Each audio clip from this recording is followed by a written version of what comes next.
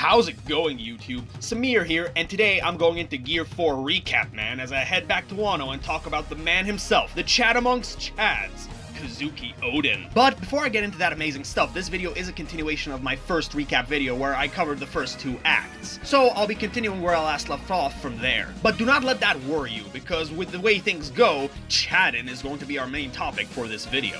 We will cover everything starting from episode 957, the manga chapter equivalent being 956, all the way to episode 980 with its equivalent being 976. At least half of it.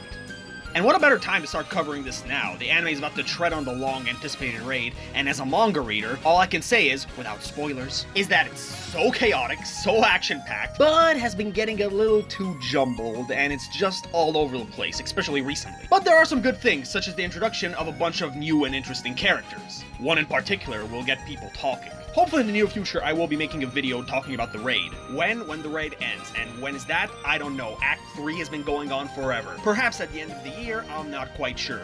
But then again, this is One Piece and it is long as hell. And the overall start of Act 3 is pretty insane. We got a lot of reveals and a lot of desired stuff, but in the end it'll leave us with more questions as it is, but rest assured we will be getting answers and some good moments. So, ladies and gentlemen, let's set sail to the prelude of the raid and enter Wano yet again for the start of Act 3. The revelry has finally concluded and all the attendees have returned to their kingdoms, with Garp having escorted the Neptune family safely back to Fishman Island. They offer him to join them for dinner, but he kindly refuses because after what happened at the revelry, as well as an incident involving Alabasta, the Marines will be needed severely. And he's right, because after the latest issue of the World Economy newspaper, the world is set abuzz. Aside from the unrevealed to us incident in Alabasta, the warlord system has been completely abolished. All their bounties have been reissued and the Marines begin mobilizing to apprehend them all. A challenge all the former warlords don't seem to mind, with the exception of Buggy, of course. Another topic at note is Sabo. While his fate is not specified to us, the readers, the news shocks everybody who knew him. Back in Wano, it's revealed that X-Drake is still operating as a Marine under the new division named Sword, along with Kobe, who he's in contact with. Drake tells him of the Yonko Alliance and the arrival of CP0 in Wano, and Kobe, in turn, confirms to him the warlord abolishment. Kobe also reveals he's part of the regiment tasked with apprehending Boa Hancock. Elsewhere, Fleet Admiral Akainu is having another conversation with Admiral Fujitora. Despite Akainu's hate for pirates, he believes the timing of the warlord abolishment couldn't be any worse. What with the impending Yonko Alliance? But Fujitora tells him they simply need to have faith in Dr. Vegapunk's SSG plan. At the new Marine HQ, an important meeting is taking place amongst many Marines as Sengoku, along with everyone's favorite exposition spokesperson Branu, informed them of the Kaido Big Mom Alliance, much to everyone's horror. With the world getting ready to enter chaotic turmoil, Sengoku proceeds to reveal classified information on why this alliance means big trouble. 40 years ago, on the currently Blackbeard-occupied island of Hachinosu, a man named Rox Dizabek formed a powerful and very violent pirate crew, which will go on to be called the Rocks Pirates. They were so aggressive that when they weren't killing innocents, they were killing each other. The crew consisted of many heavy hitters, including a younger Whitebeard, Big Mom, Kaido, Shiki the Golden Lion, and Captain John, as well as two new characters, Silver Axe and Wang Zai. The crew terrorized the seas and committed many unspeakable atrocities, all with Rox at the helm, who had the ambitious goal of conquering the world. 2 years after the crew's formation, they attacked an island named God Valley in the hopes of massacring celestial dragons and their slaves. But they were stopped by an unlikely team of Garp and Gold D. Rogers in the event which would later be known as the God Valley Incident. Rox was said to have died in the battle, and the island itself vanished afterwards without a trace. Shortly later, the remainder of the Rocks Pirates disbanded and would go on to form their own reputations. And to show just a sample of the amount of power scaling going on right now, Branu begins to roll call the current Yonko Bounties. Marshall D. Teach, aka Blackbeard, at 2,247,600,000. Red-haired Shanks at 4,048,900,000. Charlotte Linlin, aka Big Mom, at 4,388,000,000. Kaido of the Beasts at 4,611,100,000. The now deceased Edward Newgate, aka Whitebeard, at 5,048,000,000. And the former king of the pirates, Gold D. Rogers, at 5,564,800,000. A bounty which hasn't been surpassed in the history of piracy. Akainu then interrupts the meeting and denies us any more juicy reveals. He announces that the Marines will not take action against the Yonko Alliance due to Wano not being under the world government's jurisdiction, as well as a severe lack of manpower, what with the world being thrown into chaos. He also acknowledges the strength of the samurai there, as Sengoku brings up a particular samurai who accompanied Roger back in the day, Kazuki Oden. He also brings up the point that despite Wano being an isolated island, its roots go deep in that many things seem to be connected to that place. As Orochi finally leaves the capital, the citizens of Wano start a fire festival of their own where they cheerfully honor their dead, all while having a great time without worrying about the oppression of their shogun, as they wish for the spirits of the Kazuki clan to one day free them.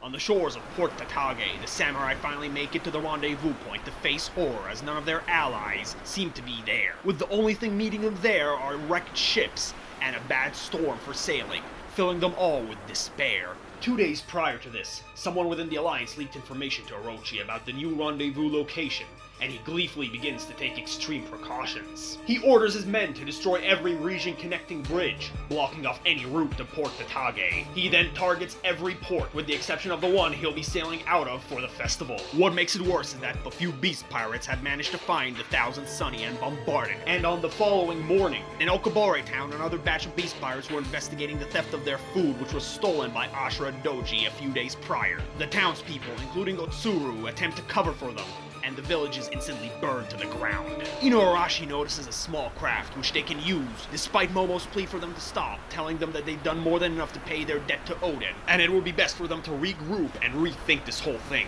They insist on going forward, because they'll never get another shot at this ever again. 41 years ago. In a more peaceful and flourishing Wano, the then shogun Kazuki Sukiyaki is being informed of the actions of his 18-year-old son Oden and just how much of a natural-born Chad he is. When he was less than a year old, he threw his nurse across the room. When he was 2, he caught 2 rabbits with his bare hands. When he was 4, he killed a bear. When he was 5, he started to frequent brothels. When he was 8, he started drinking and getting into fights with gamblers. When he was 9, he was banned from the casinos by the Yakuza, which he then burned down in return. When he was 14, he accidentally caused a flood while trying to save the citizens from a drought. When he was 15, he formed a harem comprised of many girls, both single and not so single, resulting in a harem war between him and the husbands, families of the said women, and mercenaries paid by said families. And throughout his years in Wano has attempted to escape the country for the open world many times, 38 to be exact, all of which have resulted in failure. We cut to the aftermath of his most recent attempt, as Oden is having a barbecue on top of the skeletal remains of an old friend during his funeral. His way of saying goodbye. While the people of the capital hide their wives and daughters, we cut to a younger, more delinquent Kinemon, who just got done robbing a trio of a white baby boar. Apparently he overheard how valuable the boar was when the trio visited the tea house of a younger Tsuru, which he plans on cashing in to pay his debts. He meets up with the yet-to-be-presently revealed Denjiro, who's a young conman and local Oden fanboy. Kinemon shows him the piglet, only for a frightened Denjiro to tell him how much he's royally screwed up by bringing that piglet to the capital. For it is in fact the offspring of a kaiju-sized boar named the Mountain God, who arrives and spreads havoc in the capital in search of its young. Kinemon begins to feel the severe shame and foolishness for bringing destruction to the capital, but he's overheard by Oden, who offers to take the piglet off his hands. At first, Kinemon is reluctant to do so since he still wants to pay off his debts. But one of the trio he mugged earlier shows up and tells how the boar has devoured his comrades, Tsuru, who Kinemon is in love with, and many other people, which angers Kinemon enough to let go of the piglet and attack the boar head-on, only to be knocked back swiftly. But Oden draws the attention of the Mountain God by using its infant. It charges at him viciously, and he counters using his two-sword style, Waterfall Paradise, and cuts the boar clean in half, freeing everyone inside. Kinemon decides to face the consequences of his actions by admitting he was the one who brought the piglet here, only for Oden to knock him out before he'd do anything and proceeds to take the blame on his behalf, lowering the opinion of the people on him even more, and giving his father enough reason to disown and exile him from the capital. But in the end, he doesn't mind and goes about his Chadley way, along with Kinemon, who now owes him an immeasurable debt, and Denjiro, who can now finally live out his fanboy dreams. They both make the decision to become his followers, much to his annoyance. The trio make it to the Hakumai region, ruled by Shimotsuki Yasui. During that time, Yasui introduces them to his newest servant, Orochi, a fellow who I'm sure won't cause any problems. Yasui lambasts Oden for not trying to live up to his father's name, but the only thing Oden truly cares about is leaving Wano to head out for the seas. When they decide to finally leave Yasui, his men claim Oden stole money before he left, with Orochi claiming to be the only eyewitness to this action, though Yasui is hesitant about this since Oden would have done it in a more spectacular fashion. He's not the type to do anything sneakily. Within the span of 2 years, the trio tour Wano, with Oden having his sights set on the lawless Kuri region. During this time, Oden gains more followers. In Ringo, the orphan brothers Izo and Okiku, who live as street performers, join up with Oden after he gives them food. In Kibi, a young Kanjuro robs the hairs off of people and corpses in a graveyard. He is defeated by Oden and subsequently joins him afterwards. In Udon, a down-on-his-luck Raizo begs to join them, to stop living in the shadows. The gang finally arrive to Kuri, where Oden runs off on his own and within a day defeats the strongest outlaw there, Ashura Doji, who shortly joins Oden afterwards too. Together, the gang would spend the next 2 years cleaning up the region of crime and restoring order. Hearing news of this, Kazuki Sukiyaki reinstates Oden as his son and declares him the daimyo of the Kuri region. As 6 years go by in the outside world, the former members of the Rocks Pirates begin forming their own crews, but back in Wano, Oden gains even more followers. As a recently orphaned Kawamatsu comes across a shipwrecked Inomarashi and Nekomamushi, who are all captured by a few enraged villagers, who misinterpret them as demons. The three are about to be burned at the stake until they're saved at the nick of time by Oden, who shames the people for their discriminatory actions. He takes the three back to safety and they become more of his followers. They also inform him of a past alliance between the Minks and the Kazuki clan. Eventually, Oden's funds begin to fall a little short, so his followers attempt to steal money from Yasui. They are abruptly stopped, but in a surprising twist, he gives them the money anyway, on the condition that they use it to better themselves. If they're going to be the retainers of a daimyo, they need to learn how to read, to write, to train, and to make themselves overall dignified and respectable warriors. And after 3 years, Oden and his retainers make a grand and formal return to the capital, now looking the part of respectable and honor-bound samurai. All finally seems well, except for Oden's desire to leave for the sea, which is eventually answered in the form of reports stating that pirates have made landfall in Wano. Seeing this as his chance to finally leave the country, he rushes off. At the shore, we discover the newly formed Whitebeard pirates have been shipwrecked on the island with no desire to invade it, and are beginning preparations to start fixing up their ship. Here, we see younger iterations of the crew we're familiar with, like Marco, Jozu, or Vista. But we also see other then crew members which would later go on to form their own crews, like Whitey Bay, Andre, or Ipoida. They're confronted by a gleeful Oden, charging towards them demanding to join their crew. He gets into a clash with Whitebeard, who refuses his proposal and proceeds to knock him asunder. Oden's retainers show up and figure out that the pirates are no threat and mean no harm whatsoever. They also try to calm Oden down and remind him of his current responsibilities, to which those fall on deaf ears. This goes on for 2 weeks until they manage to finally fix their ship and attempt to sneak out of the country in the dead of night. They leave the shores and start sailing away, but then realize Oden is hanging onto their ship via a chain, along with Izo, who is only trying to stop him from leaving. Izo is allowed on the ship, as Whitebeard offers Oden a challenge. If he's able to hold onto that chain for 3 days, he'll be allowed to join the crew. Time passes on, and Oden has 10 minutes left to complete the challenge, much to everyone on the ship rooting for him. Just then, he suddenly hears the sound of a woman in peril. He lets go of the chain and drifts off to the sound. Nearby on a small island, a woman is desperately fending off a group of pirates who promise to take her to Wano when in reality, they were planning to traffic her. She tells herself that it will be best for her to jump forward in time, but then, Oden emerges from the water resembling a flat earther, having absorbed a ton of water during his challenge. This scares off the pirates. The woman treats him back to health and introduces herself as Amatsuki Toki. Despite failing the challenge, Oden doesn't seem to mind so much, seeing as how he's finally already out of Wano. Hearing of this, she kindly asks Oden to take her to Wano, since it's been her dream since childhood to go there. He gives her this face. The pirates return, however, this time with their captain, Karma, who in the future would aid Whitebeard during the Battle of Marineford. The pirates, however, are quickly defeated by Whitebeard, who shows up and finally permits Oden to join his crew, along with Toki too, who still wants to go to Wano. We also find out that Inomarashi and Nekomamushi stowed away on the ship when it was sailing off, and alongside everybody else, joined the crew as well. And thus Oden's journey begins. They travel to lands both big and small, hot and cold, floras or faunas, meeting different races, fighting different levels of strength. Every day was a brand new experience, with him realizing just how small he and Wano were compared to the rest of the world. Eventually, news of a samurai from Wano joining the Whitebeard pirates begins to spread around the world, reaching the ears of the future king of the pirates, Goldie Rogers, who hopes to one day meet this samurai. During this trip, we learned that despite Toki's age of 26, she was in fact born 800 years ago. Thanks to her devil fruit, she was able to jump forward in time. And as much as she'd like to go see Wano, she's fine for the meantime just being close to Oden, as a romance begins to blossom between the two.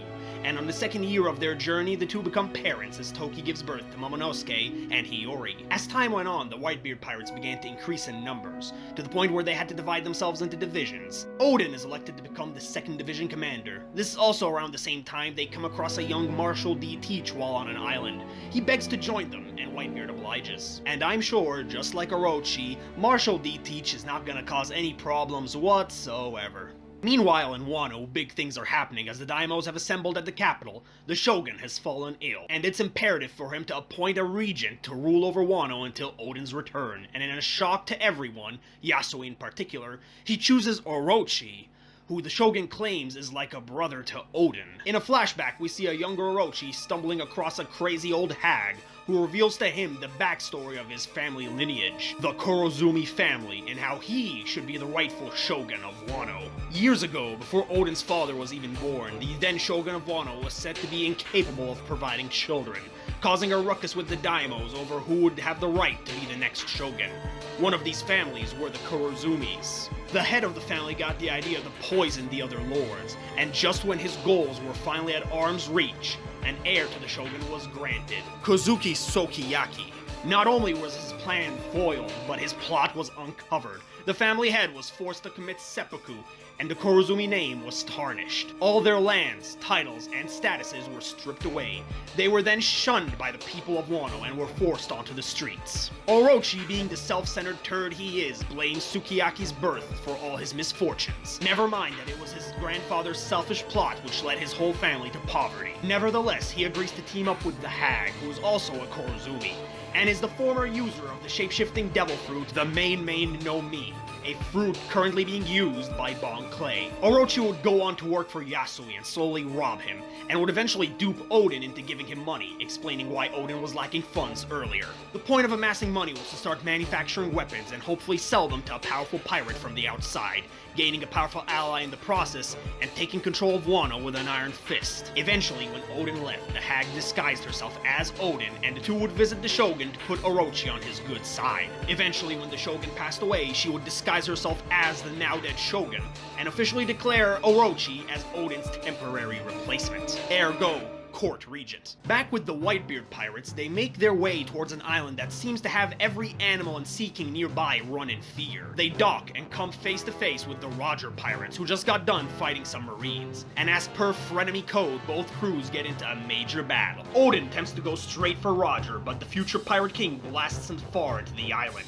much to Oden's amazement. Rogers then squares off against Whitebeard. Their clash is so strong, so hockey-infused, that their weapons aren't even touching, as the shockwave of their attack encompasses the entire island. Both crews fight for a solid 3 days and 3 nights, and on the 4th day they all just decide to chill and start trading treasures. Buggy points out something interesting about Teach, namely he hasn't slept once during those 3 days. In fact, it's rumored that he's never slept a day in his life, much to the envy of the adventurous young Shanks. Rogers' eagerness to meet a samurai from Wano is explained. After a 13-year journey of sailing the seas, Roger and his crew followed the log poses all the way to the final island, within the New World. But Rogers knows for a fact that there's one island left to go, and the road poneglyphs are an essential key. At first he didn't think much about these poneglyphs, but when he realized the world government was banning the deciphering of its language, he knew that they were trying to hide something, i.e., a final island. And, as luck would have it, the language written on the poneglyphs are a secret code that was created by the Kuzuki clan years ago, and has been passed down from generation to generation, as Oden states. With a translator finally found, Rogers asks Whitebeard if he can simply borrow Oden for at least a year. Rogers' current plan is to retrace his footsteps, translate the red poneglyphs, and find the final island. Whitebeard thinks it's all a load of crock, but Oden insists on tagging along with Rogers for this. Heck, Rogers even trades all the treasure on his ship just for this one massive opportunity. Whitebeard is given no choice but to approve, much to his annoyance. Oden takes his family on board Rogers' ship, along with the two minks. Izo decides to stay behind with the Whitebeard pirates, having already made himself comfortable on their ship. But this new journey must be resolved quickly, because according to Crocus, Roger only has 1 year left to live. Their first major stop on this new journey is the Sky Islands, Skypiea, more specifically, the Golden City of Shandora, as well as the Shandorian Golden Belfry Bell. There, we see Rogers tell Oden to inscribe a message right next to the residing poneglyph, which the Straw Hats would find years later. And by the way, the poneglyph there talks about an ancient weapon, Poseidon, which we know today as Princess Shirahoshi. Later, the two minks reveal that their hometown of Zou has a red poneglyph, much to the shock of Rogers, but getting them closer to their goal, and knocking another one off the list, with the first one being the one Big Mom possesses. They then visit Water 7, where Rogers reunites with the fishman who built his ship, Tom. We also see Oden interacting with a young Frankie. Their next stop is Fishman Island, where the newly appointed King Neptune talks about his concerns of a prophecy a 3-year-old Charlie foretells, of a day in which disaster will strike Fishman Island, where the borders between the human and the fishman races won't exist. He personally believes Rogers' arrival would trigger the prophecy, but his worries are tamed when Charlie confirms that it will happen sometime after the birth of the king's mermaid daughter. He then shows them the red poneglyph, which in modern times has vanished, as well as another poneglyph, Joy Boy's apology. Rogers is confused over the lack of an ancient weapon, which the poneglyph in Skypiea stated was there. Neptune then brings up another one of Charlie's prophecies. Every 100 years, Poseidon will be reborn and stay dormant in a pure maiden. They all put 2 and 2 together and assume that Neptune's future daughter and the future princess herself will be the weapon, further supported by Charlie's confirmation that she will be born in 10 years. Rayleigh also brings up how they couldn't really care less about the weapon, since they're mainly after the creator's treasure. After a few more adventures, Toki catches a terrible fever, which would make it difficult for her to sail with them any longer. Odin plans on finally taking her to Wano and ending his journey to watch over her. But Toki demands that he sees his journey all the way through, as he'd promised. She, the kids, and the two minks are dropped off in Curry, where Odin's retainers reprimand him for his continuous negligence on his duties as daimyo, and Wano's needed shogun. Toki defends him and reprimands them in return for not taking Odin's feelings into consideration. Odin makes the choice to continue his journey, knowing his responsibilities will be too great for him to leave ever again. They copy the red poneglyph in Wano and leave for Zou, where they're warmly welcomed by the minks, who kindly show them the red poneglyph there, along with a painting of the Kazuki seal, confirming the past pact and alliance between the two. At last, after coordinating the text from the poneglyphs, they have the destination. But before that, Buggy comes down with an unspeakable and horrific case of "you'll die if you go to this island" disease. So they drop him off at the nearest port, Shanks joining him because he's that much of a bro. As Odin writes in the pages of his journal, a journal in which he's had since the beginning of his journey, they finally did it. They learned everything there is to know about the world, about the Void Century, about the Will of D, about the ancient weapons, about Wano's connections to the world, and its decision to close off its borders. But when Rogers finally gets a glimpse at the treasure he sought after for so long, all he could do was laugh. They all laughed so hard they started crying. During his laughter, Roger wished he could have lived around the same time as Joy Boy, and talks about what a great and grand treasure he left behind. It truly was a funny tale. He then turns to his crew and recommends to name this island, which hasn't been visited in 800 years, Laugh Tale.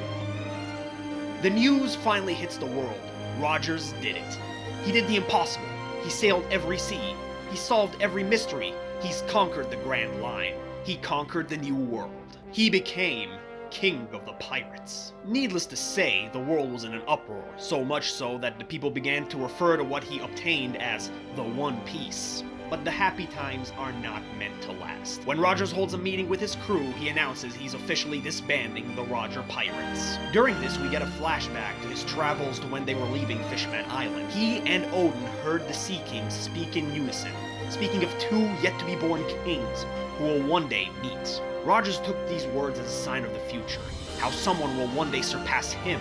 As he says to Rayleigh, they were simply too early for Joy Boy's treasure, the One Piece. The crew tearfully disbands, with Rogers departing first. Odin was next to go, though unlike everyone else, he wasn't too upset, since he had the gut feeling he'd see them all again. He returns to Wano and is reunited with his family, retainers, and is happily greeted by the people of Wano, surprising him, since he thought everyone would be more critical of him as usual. But their love for him was still maintained thanks to Toki's kind and just ruling of the Kuri region in his stead. However, many things have changed while he was gone. Ashura Doji has decided to go back to his bandit ways, and Denjiro, being a con man, never liked to stay in one place. But what shocks Oden the most is Orochi's rise to the status of shogun. He doesn't remember ever being buddy-buddy with Orochi. In fact, he never gave back the money he owed him. Weapon factories have been built in every town, with many people being forced to work in said factories with very minimal pay. Anyone who refused was slaughtered, along with their families. When Oden asks why the people haven't revolted yet, the Scabbards inform him that a while ago, Orochi formed an alliance with a powerful pirate named Kaido, who leads a large and powerful crew. If you mess with him, you mess with them. 6 months ago, some of the retainers attempted to stage an attack on Orochi, but when they were halfway there, they realized a couple of beast pirates had attempted to raid Kuri Castle and kill Oden's next of kin. Fortunately, though, some of the retainers were there to defend them, but it was a very close call. So close that Toki took an arrow to her leg to defend her children, angering Oden immensely. He furiously charges towards the capital with the applause and cheers of the citizens of Wano. He makes quick work of the castle guards and makes it to Orochi. Just when he's about to strike down the sniveling coward, a shield forms around him thanks to Korozumi's Simimaru, who possessed the Bari Bari no Mi, a devil fruit currently being used by Bartolomeo. No matter how strong his strikes are, he can't seem to break the barrier. Orochi, being the stain he is, begins to taunt Oden by revealing to him the plot of manipulating Wano and becoming shogun, making Oden wonder if his father was truly ever ill to begin with, all while the younger shinobu watches all this unfold. Outside the castle, a crowd of people begin to assemble, hoping to see their kingdom be saved by its rightful ruler. After a while, poison arrows begin to shoot from the castle, making the crowd disperse and take shelter. Shortly afterwards, a giant blue dragon appears on top of the castle and vanishes. And a few hours later, Oden exits the castle, takes off his clothes, and begins dancing around like an absolute fool, much to the disgust of the citizens and the laughter of all the evildoers. With their last ray of hope making a fool of himself, they all lose faith in him, as their desperation turns into borderline anger. For the next 5 years, once every week, he heads out to the capital to act like a clown, no matter what weather or climate, with him not giving any proper explanation to his retainers or allies. During the first year, Roger's execution reaches Wano. Oden sobs while running across the beaches, but his crying is interrupted by his own laughter, because while Roger may no longer be around, his death ushers the Great Pirate Era, starting a golden age of piracy, where hundreds attempt to hunt down his treasure, the One Piece. An amazing legacy for an amazing person. During the second year, the future warlord Gekko Moria invades the Ringo region and has a scuffle with Kaido, which was subsequently the same time the grave of the legendary swordsman Ryuma was robbed. Nevertheless, Oden kept dancing, with the only people willing to talk to him being his family, his retainers, and his allies like Yasui and Hyogoro. All of this tomfoolery continued until the 5th year. Orochi visits the Kuri region with the demand to start developing more factories, when Oden asks him about their deal, a deal that's not made clear to us, but it has something to do with boats and Kaido. Orochi instantly shuts him down and states he has no memories of making such a deal, shocking Oden. Orochi then threatens to forcefully work every citizen in Kuri to the bone, as he expresses his desire to turn all of Wano into a massive weapons manufacturing hub. He also reveals that Hyogoro was against the idea, so Orochi sent Kaido to deal with him, resulting in the deaths of 16 of Hyogoro's men and his wife, all of whom had good relations with Oden. As Orochi leaves, he makes a claim for Oden to watch over his kids. Oden has officially had enough. The retainers have finally had enough. Whatever 5-year deal he had with Orochi has officially been broken. He assembles all 9 of his retainers. As they all march out of the region, the citizens look in awe, giving the retainers the collective name of the 9 Red Scabbards. The hour of legend approaches. If they have any chance of finishing off Orochi once and for all, they have to get rid of Kaido, his newfound muscle. They plan on traveling to Onigashima and cut his head off while he's in a drunken stupor. But they unexpectedly encounter him on the way there, backed up by countless beast pirates, and 2 of his all-stars, King and Queen. Kaido claims a spy among Oden's ranks tipped him off of the approaching attack, and so has came out to face them head on while sober. But Oden couldn't care less, realizing the deal he made with him and Orochi was all a lie. Kaido confirms this, claiming that 5 years ago, he and Orochi's forces would have been easily overwhelmed by the assembled Yakuza and Samurai of Wano if Oden would have assembled them. So they duped Oden into agreeing to this 5-year deal to accumulate more manpower. If Oden wasn't so adamant on saving lives, he could have won back the country. Oden, however, has no regrets, as he and his scabbards face off against the Beast Pirates in a colossal battle. Back in Kuri, Yasui and his men protect Toki and her kids, Yasui warning her that should something happen to Oden, or should he fail, Wano is doomed. Back to the fight, our heroes are aided by Shinobu, who's always wanted to serve under the Kazuki name. As the fight rages on, Oden squares off against Kaido, ending with Oden severely damaging Kaido with a powerful attack, Togen Tetsuka, permanently scarring him on his lower abdomen. Just when he's about to deliver the killing blow, he quickly notices a beast pirate holding Momo at knife point, leaving him open for a counterattack by Kaido. Momo is revealed to be yet another deception by the old hag, and Oden passes out. His scabbards fall shortly afterwards, with Shinobu being the only one who manages to escape. They're all incarcerated at the capital the following day, with little fanfare from the citizens. It's already 5 years too late for them to care anymore. Their sentence has been decreed. In 3 days, they will face execution. The method, boiled alive in a pot. The ill-fated day arrives as a crowd gathers to watch, with Orochi and Kaido having front row seats. Oden's up first, but he turns towards the villains and demands them to give him and his scabbards a chance to live. Kaido agrees, much to the dismay of Orochi. He then issues a scathing challenge. If they can all simultaneously survive in the boiling pot for an hour, they'd be free to go. To demonstrate the pot's immense heat, one of the executioners slips in and screams in total agony as he's reduced to a burning husk while crawling out. Oden rushes in and faces the full force of its hellish, sizzling heat. The scabbards attempt to jump in after him, with the idea to save their lord by carrying him throughout the issued hour. But before they'd attempt to do anything, Oden grabs the platform they were running on and lifts it, with them still on it, over his head, sacrificing his body and saving them from the excruciating pain. Technically, they're all within the radius of the pot now, so the challenge still goes. The people, however, are unamused. They just wanted to see a quick and painful demise of a foolish lord who's done nothing but dance like a moron for over 5 years. Shinobu, hearing nothing but venom and spite towards Oden from the crowd, finally snaps and insults everyone for their narrow viewpoints. Without Oden, they wouldn't have the relative peace they currently have, as she finally reveals to everyone what happened in the capital castle 5 years ago. Orochi had no ambition to become a shogun, nor even a dictator. He purposely wants the people to suffer. His grandfather committed seppuku for his crime, which should have relatively redeemed his family name. They were all made poor, but that wasn't enough. His family members were all hunted down and viciously killed. If anyone had the name Korozumi, they were instantly treated as criminals and prosecuted as such, all for the crimes of a dead man. To him, the people of Wano had to face retribution for these acts. Kaido and the weapon factories were also an attributing factor to all this, because in order for Orochi to maintain his alliance with Kaido, he offers him weapons from the factories, as well as hostages in the form of citizens of Wano. Once they were handed over to him, their lives were officially over. Oden was absolutely livid, to the point where even Kaido showed up to try to subdue him. But Orochi proposed a deal. If Oden truly wanted the kidnappings to stop, he'd have to carry Wano's penance on his back. As a sign of apology for the Korozumi family,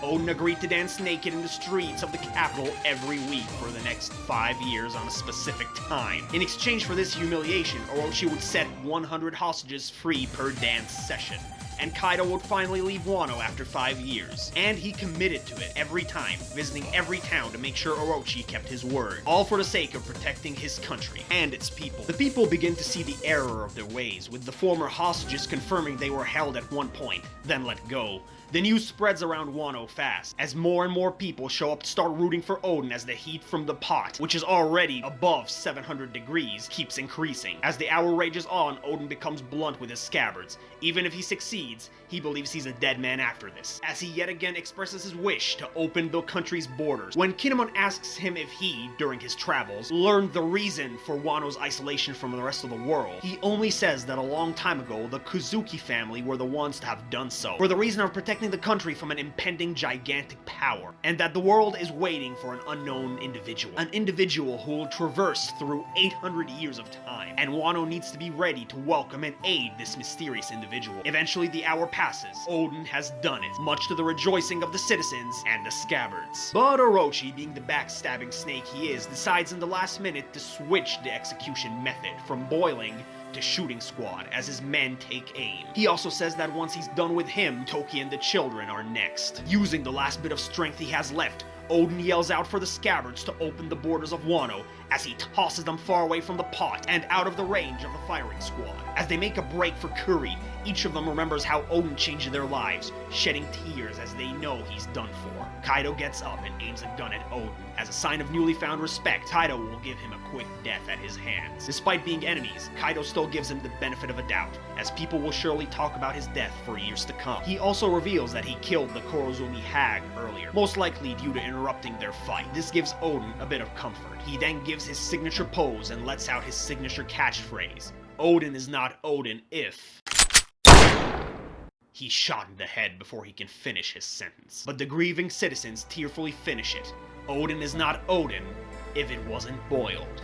Oden finally falls, letting the boiling oil envelop him as he dies with a big smile on his face. Toki receives news of what happened. She then proceeds to grab letters that were given to her by Oden prior to his execution. In them, he tells how in 20 years, a massive war will cover the seas, which will coincide with the arrival of the mysterious individual, the protagonist or protagonists of this story, of this war, who will rise within the new world. They will be the ones to truly defeat Kaido. He also asks Toki to use her powers, for should Oden die here, his story will continue in the future, because a long winter is about to freeze over Wano. The scabbards rush to Kuri while being under pursuit by beast pirates. We see the start of Inuarashi and Nekomamushi's hatred for each other as each of them blame the other for failing Oden, as well as accuse each other of being the mysterious spy. Just then, they're both grabbed by one of the large numbers as the other scabbards watch in horror and are forced to leave them behind. The number of pursuers increase the further they get to the castle, so much so that Denjiro and Ashura Doji decide to stay behind and fend them off, giving the rest time to make it to Kuri. Unfortunately for them, another group of beast pirates led by King make it before they do and set the castle on fire. Kaido is also there as he knocks Toki aside and has Momo by the neck, holding him from above the castle. He demands Momo to say his own name as he insults him, claiming that with his death, the Kazuki name would finally be finished, all while calling his father an idiot lord. Momo, despite crying his eyes out and fearing the height below him, desperately tries to maintain that his father was a great samurai, and that one day he, Momo, will rightfully rule Wano. But Kaido is unimpressed by his words. To him, Momo just sounds like an immature brat who just follows what his parents bestowed upon him. He deems him not worthy of killing and tosses him back into the burning castle as he flies away. The scabbards arrive in the nick of time as they insist on evacuating the Kazukis out of the castle, but Toki says she's done running.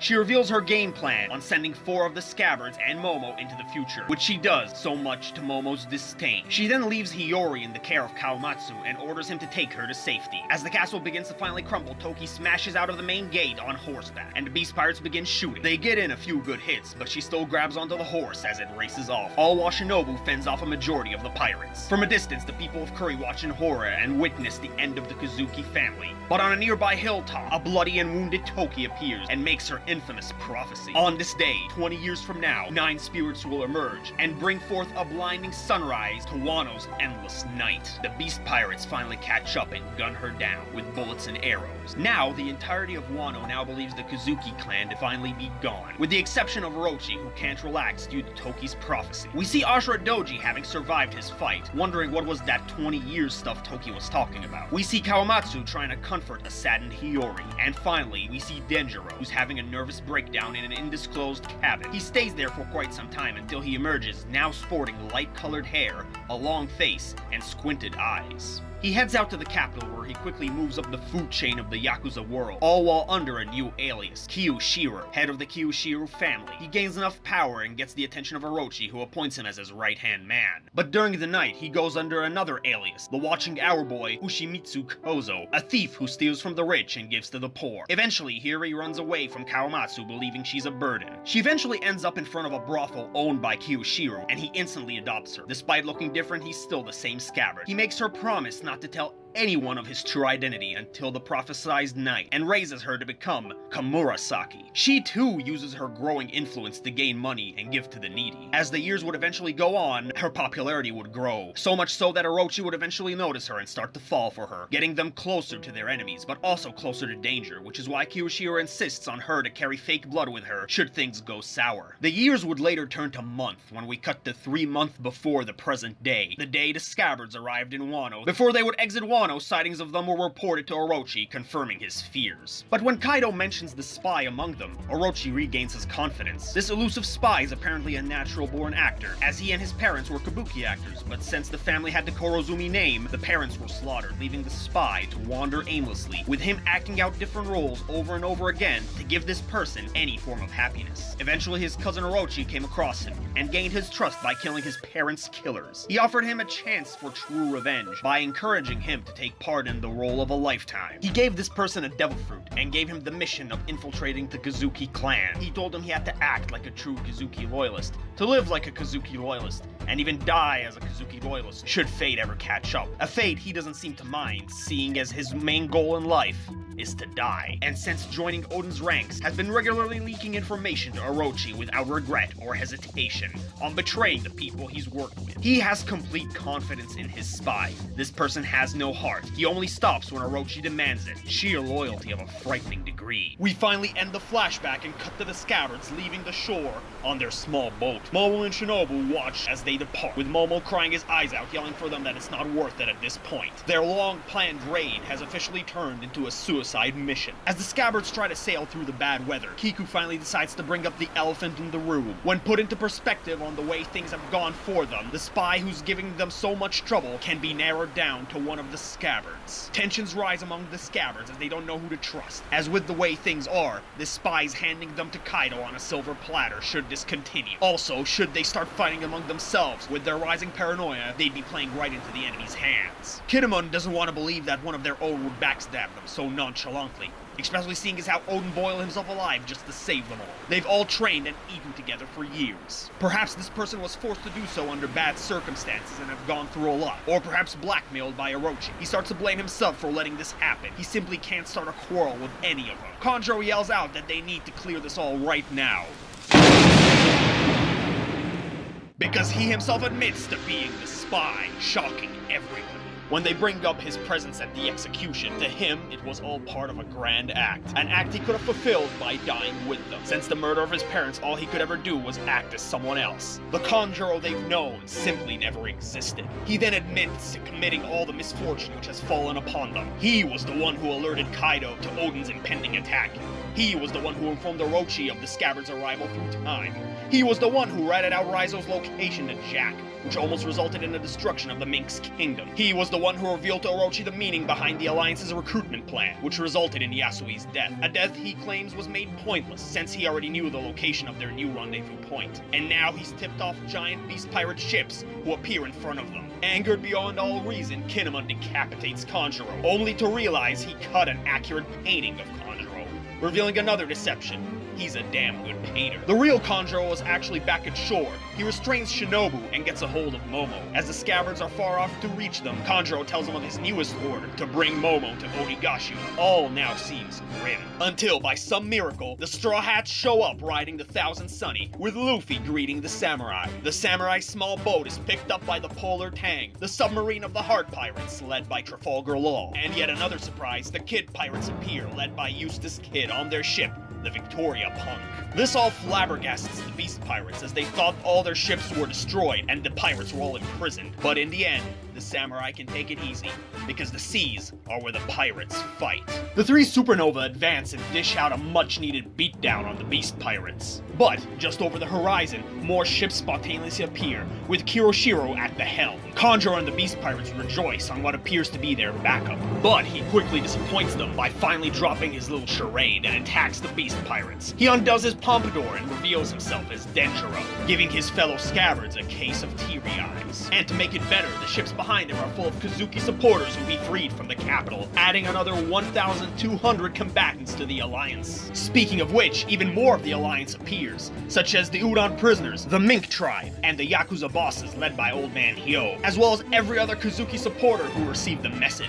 Everyone has managed to make it after all. Denjiro praises Kinemon for his recruitment plan, much to Kinemon's confusion. Apparently it had a typo which Denjiro took intentionally as a method to help throw off the spy. And since I'm not Japanese and was completely confused as much as Kinemon is, I'm just gonna quote it from the wiki. The 2 lines in Yasui's message were not legs, they were cutting lines signifying cutting the central part out. When you remove the central kana of, the result is or wharf. In other words, the true meeting place was the wharf hidden in the forest of Habu Port. Basically, all 4,200 of the Alliance met up at the first planned port and sailed off before Orochi would do anything. Everyone praises Kinemon for his master plan, and he's declared the leader of the raid. Kanjuro decides to bail and takes Momo with him. He taunts the scabbards by saying he knows where Hiyori is hidden, and that he'll be coming back to kill her soon. All of the Alliance is now present and accounted for, but they are not out of the woods yet. The Beast Pirate ships begin to back up and use their heavy-duty long-range cannons to retaliate. But the tides turn yet again, as they're quickly sunk by the returning Knight of the Sea Jinbei, the former captain of the Sun Pirates and now helmsman of the Straw Hat Pirates. They all welcome him back with open arms. Alongside them is Best Girl, who should totally join the crew because I believe she should. She earned it at this point. Please, Oda, make her join. I'm okay with